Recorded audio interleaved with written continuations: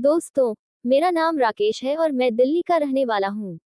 मेरी उम्र लगभग 22 साल की है और मैं अभी दिल्ली में पढ़ाई करता हूँ। आज की कहानी मैं अपनी मामी के साथ की सुनाने वाला हूँ। दिसंबर का महीना था। तारीख 12 दिसंबर थी और शादी का माहौल था। घर में मानव मेहमानों का तांता लगा हुआ था।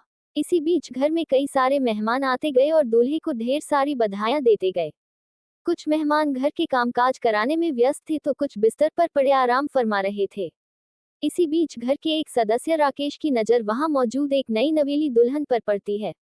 उसे पीछे देखने से मानो ऐसा व्यतीत होता है कि कोई सुंदरी अपनी कमर से अपनी ओर आकर्षित कर रही हो। राकेश उसके पास आता है। वह बोलता है, अरे आप तो मामी हैं। ये बात सुनते हुए वहां औरत मुस्कुराकर कहती है, क्यों पहचान नहीं पाया ना? तो राकेश बोलता है, अरे मुझे लगा कोई और है। इतनी बात होने के बाद दोनों एक दूसरे से काफी देर बात करते हैं और एक दूसरे की आंखों में काफी देर देखते रहते हैं। राकेश को किसी दूसरे काम से घर वाले भेज देते हैं। उससे ज्यादा देख उसकी मामी बहुत बेचैन हो जाती है। मानव मामी राकेश को पहली नजर में पसंद करने लगी थी। राकेश भी उनकी ओर नजर करते हुए घर से बाहर चला जाता है। मानव राकेश भी उनसे कुछ अपनी आंखों से कहना चाहता हो। लगभग 3-4 घंटे बाद राकेश का घर वापस आना होता है। उसकी मामी उसे देखकर बहुत खुश हो जाती है। शादी के माहौल में कोई एक दूसरे से मतलब नहीं रखता। सब अपना अपना काम करते हैं। यह बात राकेश अपनी मामी से कहते हुए अंदर चला जाता है। राकेश अब शाम के समय छत पर जाकर बैठा ही होता है, तभी उसकी मामी वहां पीछे से आकर बैठ जाती है। उसकी मामी उसके लव लाइफ के बारे में पूछने लगती है। राकेश बताता है कि मुझे एक लड़की से प्यार हुआ था और वहां लड़की दूसरे लड़के को पसंद करने लगी थी। इसलिए मुझे प्यार व्यार से कोई मतलब नहीं है, मैं है। अब बस जो भी होगा बस उसके साथ यौन संबंध बना लूंगा और चला जाऊंगा। यहाँ बात उसकी मामी को कहीं हद तक सोचने पर मजबूर कर देती है कि राकेश के साथ ऐसा क्या हुआ जो इस कदर की बातें करने लगा। राकेश की उम्र लगभग 21 साल के आसपास होती है।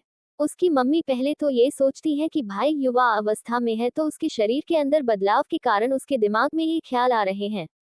दोनों में छत पर बैठे बैठे काफी देर बहुत सारी बातें करते हैं। दोनों एक दूसरे की फसल नापसंद, एक दूसरे के निजी जीवन के बारे में जान जाते हैं।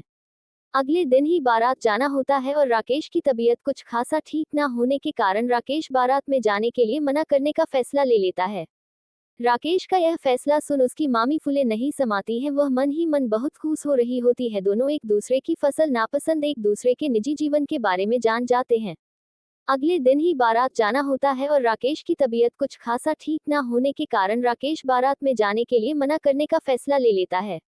सभी अपनी रजाई में ठिठुर रहे थे। तभी राकेश अपने सोने का इंतजाम दूसरे माले के कमरे में कर रहा था। घर में ज्यादा मेहमान होने के कारण सभी इधर उधर सोने लग रहे थे। उसकी मामी वहीं मौजूद कुछ रिश्तेदारों के साथ लेटी हुई थी, परंतु उनके अंदर बहुत ही बेचैनी थी।